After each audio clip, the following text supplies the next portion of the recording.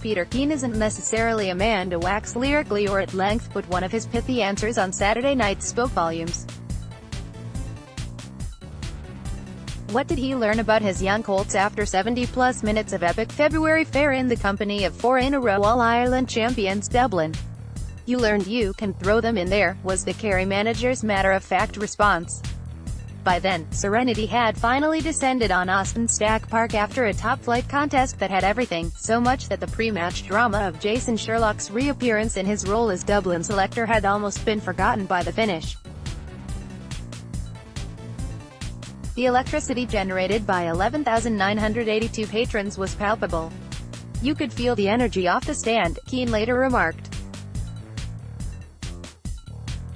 "They had good reason to roar, as a roller coaster of points and 3 first-half goals unfolded."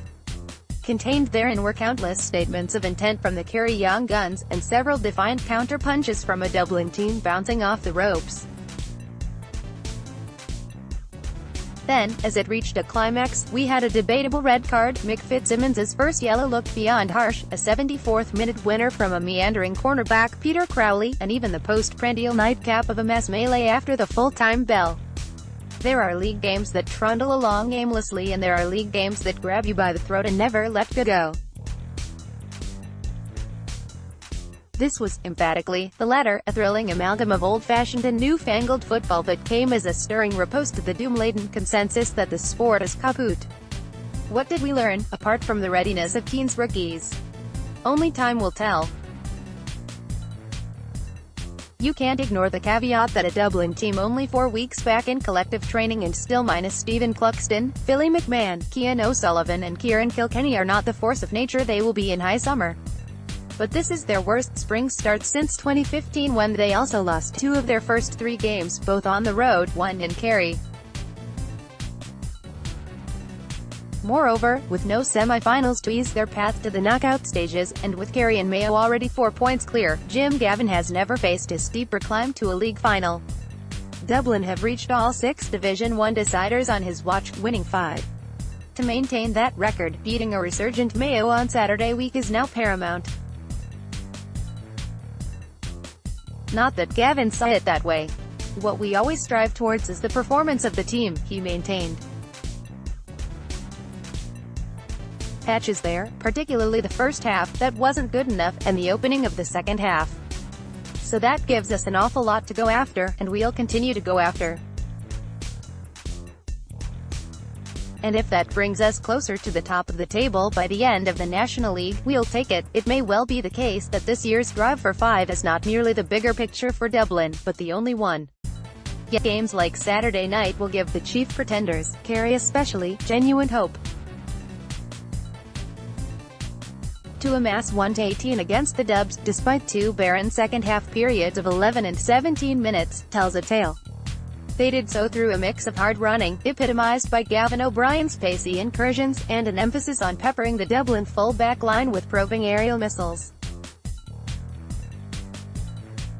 One of those, from workaholic man of the match Dara Moynihan, led to a 23rd-minute goal from the in-rushing Stephen O'Brien, just reward for his night of perpetual motion. Dublin's immediate response. A solo run from Con O'Callaghan away from 3 Kerriman before his shot, which may have been veering just wide, took a decisive deflection off Brian O'Biglayosh. After Kerry rattled off the next 4 points, Dublin again countered with a brilliant move that incorporated 2 excellent foot passes from Johnny Cooper and Cormac Costello, then a trademark defense-shredding run and finish by Paul Mannion. All of which gave Dublin a glimmer, trailing 1-11 to 2-6 after a breathless first half. And they showed further defiance after the break, first when recovering from 5 adrift, then when battling back to parity from 4 down with 14 men in the home straight. Yet, until that late momentum shift prior to Crowley's fisted winner, Kerry had looked the better team. Savage work ethic has been a feature of the past fortnight, ditto the placed ball precision of Sean O'Shea, whose latest 0-8 tally took his 3-match haul to 0-26. Afterwards, Keane couldn't hide his satisfaction. "You're talking about a team that are going for 5 in a row this year, and how many leagues have they won?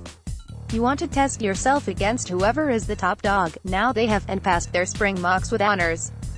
Scorers: Kerry, S. O'Shea 0-8, 6 F1, 45, S. O'Brien 1-1, P. Genie, D. Moynihan 0-2 each, T. O'Sullivan, G. O'Brien, T. Walsh, P. Crowley, J. Sherwood 0-1 each.